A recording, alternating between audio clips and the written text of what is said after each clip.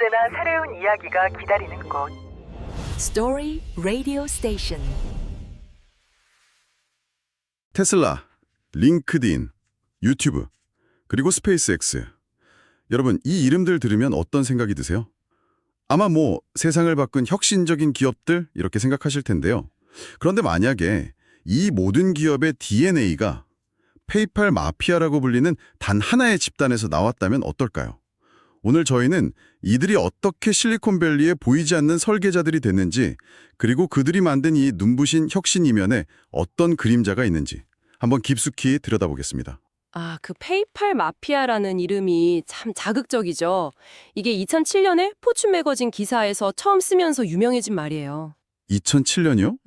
생각보다 좀 됐네요. 네, 그러니까 2002년에 페이팔이 이베이에 매각이 됐잖아요. 그때 창업 멤버랑 초기 직원들이 그냥 뿔뿔이 흩어진 게 아니었던 거예요.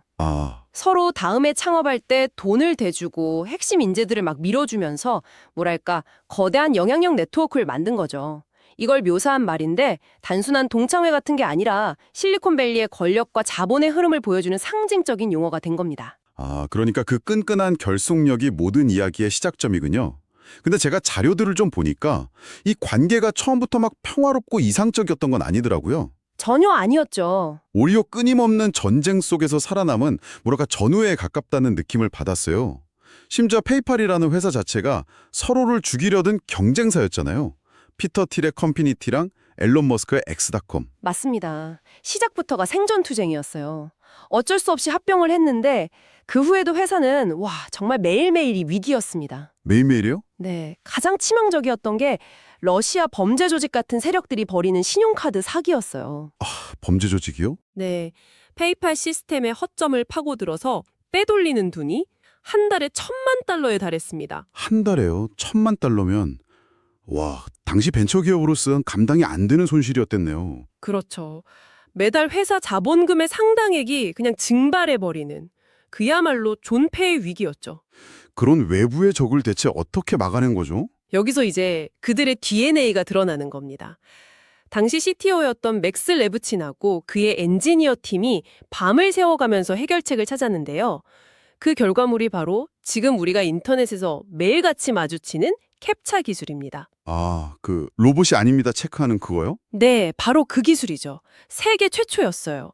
이게 무슨 의미냐면 법이나 정책에 기댈 게 아니라 압도적인 기술로 문제를 그냥 정면 돌파한다.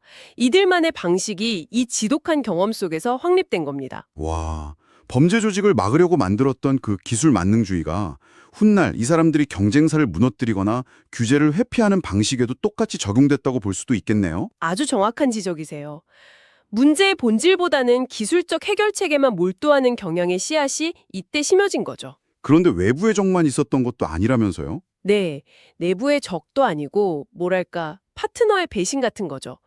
당시 페이팔 거래 대부분이 이베이에서 이루어졌거든요. 그렇죠. 경매 사이트니까요. 근데 이베이가 자신들의 결제 시스템인 빌포인트를 밀어주려고 페이팔을 의도적으로 방해하고 차별하기 시작한 거예요. 거대한 플랫폼이 입점 업체를 탄압하는 그런 격이었군요. 맞습니다.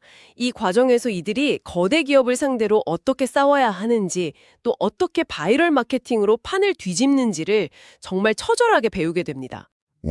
외부의 적이랑 싸우는 것만으로도 벅찼을 텐데 그렇게 똘똘 뭉쳐있던 조직 내부에서조차 심각한 균열이 있었다는 게 잘 상상이 안 가네요.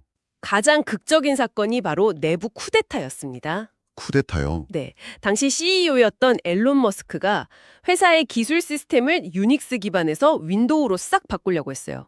그리고 브랜드 이름도 페이팔 대신에 자기가 창업했던 엑스닷컴으로 되돌리길 원했고요. 약간 자기 색깔을 입히고 싶었던 거군요. 그렇죠. 근데 피터 틸을 포함한 다른 공동 창업자 그룹이 기술적인 안정성이나 브랜드 가치를 이유로 엄청나게 반대를 한 거예요. 의견 충돌이야 어느 회사에나 있는 일 아닌가요? 근데 이게 그냥 의견 충돌 수준이 아니었어요. 갈등이 정말 극에 달했을 때 머스크가 자금 조달 미팅 때문에 비행기를 타고 이동하고 있었는데 네? 그 사이에 이사회가 그를 해임해버립니다. 그리고 피터 틸을 신임 CEO로 임명하는 결정을 내려버린 거죠. 어떤 자료에선 그가 신혼여행 중이었다고도 해요. 네, 비행기 안에서 혹은 신혼여행 중에 해고 통보를 받은 거예요. 그쵸. 이 사건을 통해서 이들 뼛속 깊이 새겨진 게 있어요. 비전이나 명분보다 중요한 건 냉혹한 현실과 결과라는 것. 그리고 가장 믿었던 동료에게도 등 돌릴 수 있다는 극단적인 실용주의. 이게 이때 박힌 겁니다. 정말 살벌하네요. 이런 전쟁 같은 시간을 보내고 나서 2002년에 결국 이베이에 15억 달러라는 거액의 회사를 매각하고 성공 신화를 쓰잖아요. 하지만 이야기는 여기서 끝나지 않죠. 이베이의 그 관료적인 문화에 질식할 것 같았던 창업 멤버 대부분이 4년 안에 회사를 떠나는 대탈출을 감행합니다. 근데 흩어진 게 아니라 오히려 더 강력하게 뭉치기 시작했다고요? 바로 그 지점이 페이팔 마피아라는 제국이 건설되는 순간이었습니다. 페이팔 매각으로 얻은 막대한 자본, 그리고 전쟁터에서 다져진 네트워크, 이 냉혹한 성공 공식을 가지고 실리콘밸리 전체를 자신들의 놀이터로 만들기 시작한 거죠. 자, 그럼 이 마피아 제국을 건설한 핵심 인물들이 누군지 한번 짚어보죠. 이게 마피아라는 비유에 맞춰보니까 역할이 더 명확해지더라고요. 먼저 조직의 사상적, 재정적 기둥인 대부, 더 돈, 피터 틸이 있겠죠. 네, 그렇죠. 페이스북의 잠재력을 가장 먼저 알아보고 50만 달러를 투자해서 수천 배의 수익을 올린 일화는 전설적이죠. 그리고 이 비전을 실행하는 행동대장격인 비전가, 앨런 머스크. 맞습니다. 매각 자금으로 스페이스X와 테슬라에 투자해서 아무도 상상하지 못했던 하드웨어 제국을 건설했죠. 기술적인 측면에서 조직을 바치는 콘실레리, 그러니까 고문 역할은 천재 엔지니어 맥스 레부친이 맡았고요. 네, 핀테크 기업 어펌을 성공시켰죠. 조직의 자금과 인맥을 관리하는 네트워커 리드 호프만은 세계 최대 비즈니스 SNS인 링크드인을 만들었고, 와, 그 외에도 유튜브 창업자들, 옐프 창업자 다 이 페이팔 네트워크의 일원이었어요. 이건 하나의 회사가 아니라 실리콘밸리 핵심부를 장악한 거대한 군단 같아요. 맞습니다. 그리고 이들의 성공은 단순히 운이나 인맥 때문만은 아니었어요. 페이팔 플레이북이라고 불리는 그들만의 아주 명확하고 때로는 무자비한 성공 철학이 있었기 때문입니다. 페이팔 플레이북이요? 네, 그 첫 번째 원칙이 피터 틸의 책 제로 투 원의 핵심 메시지이기도 한데요. 바로 경쟁은 패배자들이나 하는 것이다 라는 명제입니다. 경쟁은 패배자를 위한 것이다? 아니, 우리가 일반적으로 아는 자본주의 원칙과는 완전 반대되는 이야기인데요. 그렇죠. 그들은 진정으로 위대한 기업은 피 터지는 경쟁을 하는 대신 아무도 넘볼 수 없는 독점을 만들어야 한다고 믿어요. 그래서 처음부터 거대 시장에서 싸우는 대신 페이스북이 허버드 대학생만을 위한 서비스로 시작했던 것처럼 아주 작은 틈새 시장을 완벽하게 장악합니다. 그리고 그 지배력을 바탕으로 점차 영토를 넓혀나가는 전략을 쓰는 거죠. 아, 독점을 위한 전략이군요. 그럼 두 번째 원칙은 뭔가요? 그들만의 폐쇄적인 네트워크를 활용하는 방식입니다. 외부인에게는 거의 기회가 주어지지 않는다는 비판도 여기서 나오죠. 어떻게 활용하는데요? 예를 들어 마피아 멤버 중 한 명이 회사를 만들면 다른 멤버들이 앞다투어서 초기 자금을 투자해줘요.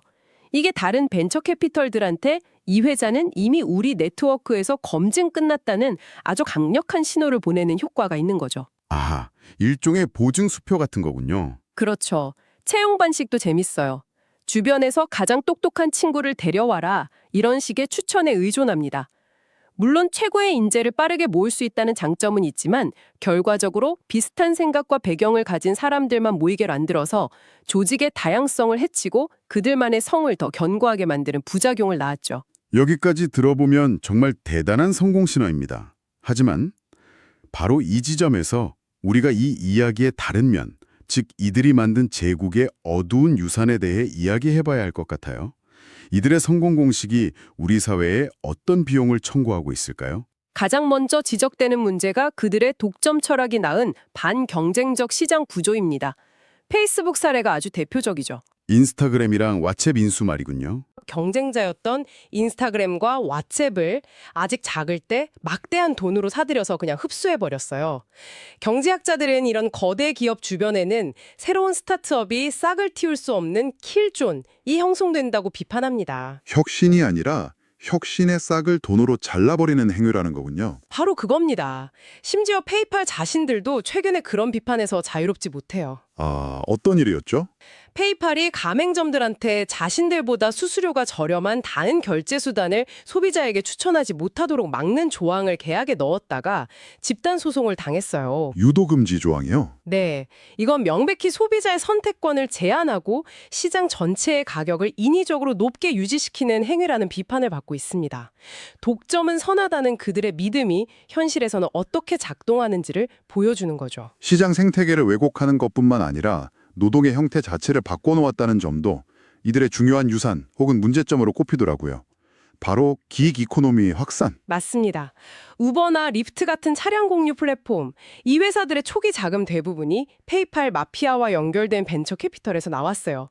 기술 혁신이라는 이름으로 포장됐지만 사실 그 사업 모델의 핵심은 노동자를 직원이 아닌 독립 계약자로 취급하는 데 있거든요. 아, 그 규제 차익이라는 말이 흥미롭던데 본질은 기존의 노동법을 회피해서 비용을 줄이는 방식이었다는 거군요. 그렇죠. 그 규제 차액이 구체적으로 노동자들에게 어떤 영향을 미쳤냐면요.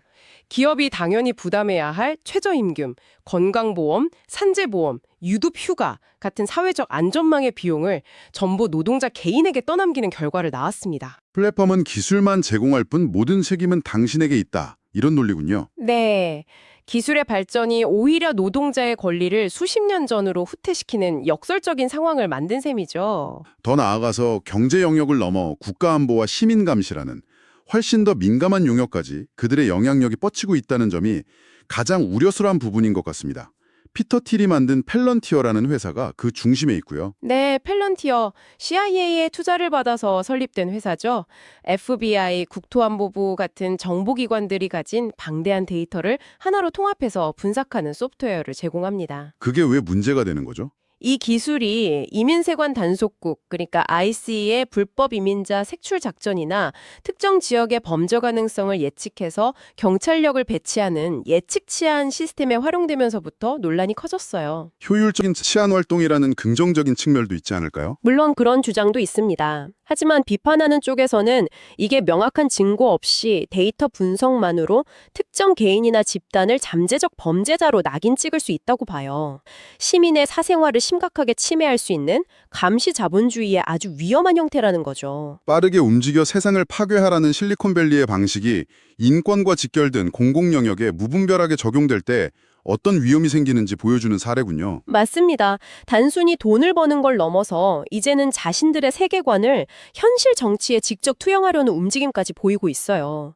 기술 권위주의라는 말까지 나오더라고요. 기술 권위주의요? 네, 피터 틸하고 또 다른 핵심 멤버인 데이비드 sak스가 이미 1995년에 다양성 신화라는 책을 같이 썼어요. 대학 내의 다문화주의나 소수자 우대 정책이 서구 문명의 탁월함을 훼손시킨다고 주장해서 당시에도 큰 논란이 됐었거든요. 아, 그런 생각들이 최근 트럼프 행정부에 대한 적극적인 지지와 참여로 이어지고 있는 거군요. 그렇죠. 일부 비평가들은 그들의 성장 배경이 이런 엘리트주의적 세계관에 영향을 미쳤을 수 있다고 분석하기도 합니다. 앨런 머스크, 피터 틸, 데이비드 sak스 같은 핵심 인물들이 인종차별 정책, 즉 아파르테헤이트 시절에 남아프리카 공화국에서 유년기를 보냈다는 점에 주목하는 시각이죠. 아, 민주적 절차나 평등의 가치보다는 소수의 똑똑한 엘리트가 이끄는 게 더 효율적이라는 믿음이 몸에 배었을 수 있다는 분석입니다.